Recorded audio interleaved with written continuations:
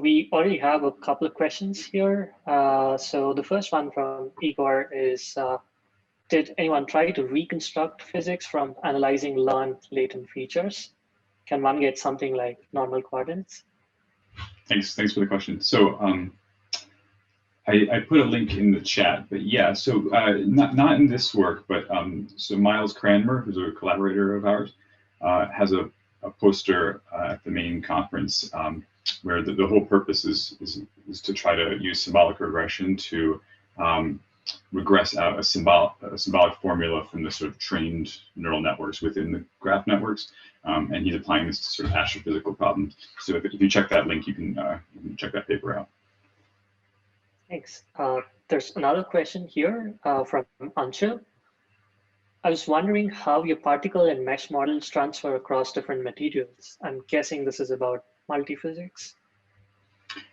So yeah, that's a good question. So we in the mesh paper, we do things like so you know, the material is parameterized by some you know, properties within the ground truth simulator. So we do things like train on a subset of parameters and hold another subset out, and then see how we can transfer. And we can get some transfer to some extent. But we haven't explored this that much, and I wouldn't expect, if it was a completely different material, or even especially if it's parameterized in a different way, if it would transfer that well, because in some sense the model has to understand the semantics of what the material parameters mean in terms of the actual dynamics. There's an interesting question, especially about like trying to sort of compose known, you know, sub behaviors, say, to get some more complex behavior. So like you can imagine almost like, you know, a water and cornstarch. Does that give you kind of that goopy non-Newtonian fluid? I don't know. Yeah, interesting. So I have a personal question, like all of the work that you showed, especially on differentiable physics for control, I presume you're assuming access to ground truth high precision states. Any thoughts on how you'd overcome that, especially when you'd want to move out to the real world where you might not have like accurate 6D tracking? Wait, I don't think I quite understood. Can you repeat that again? Yeah, so for differentiable physics engines, you would need some supervision, or like your reward or loss needs to be defined in terms of a ground truth state, because your physics engine outputs coordinates, presumably. Yeah, so we define the loss, the reward and loss functions are defined on, you know, something about the state. So for instance, if it's like, you know, get the cheetah to jump higher, it's like expressed as, you know, the you know, different components of the cheetah's body being as high as possible, you get rewarded for as high as possible. But yeah, like that's up to you to define that. It's all in the latent, in the you know, sort of state space, symbolic state space. Yeah. So we have another question from Zoom. How do you see the work developing with autogradients on the level of optimized LLVM IRs and leading to high fidelity HPC code being able to compute gradients? I guess this is more of a programmatic question. No comment, only because I don't know enough about that to answer that question. I'm sorry. Sure, thanks.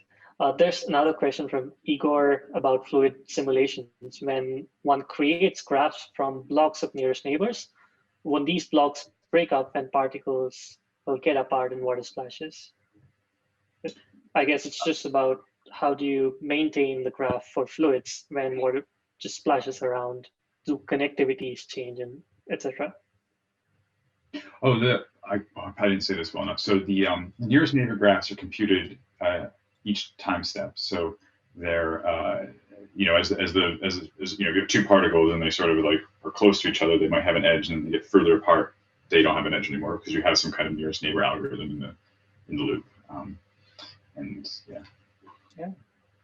So yeah, in the interest of time, I'll just take one more last question. There seem to be just too many, but you feel free to respond them on Rocket Chat after. There's one question from Ankur.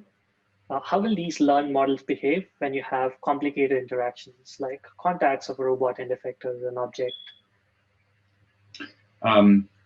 So okay, yeah, I can give two examples. So we haven't done the rigid, we haven't done like that exact example, but we in the fluid stuff we showed, I think we call it like water, sand, and goop, and also they're interacting with like rigid boundaries within the little domains. So yeah, I mean you can sort of see in those videos like it is quite compelling, and it seems quite accurate from our like sort of quantitative measures.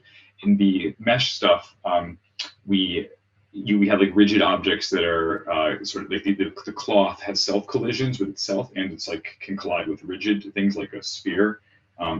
And again, it's quite good. So I think that rigid interactions is like also could pose difficult challenges for the hard constraints. But yeah, that I have a feeling we'll be able to get it to work.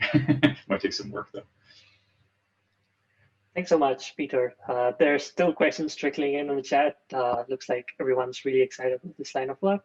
We hope you will take some more time answering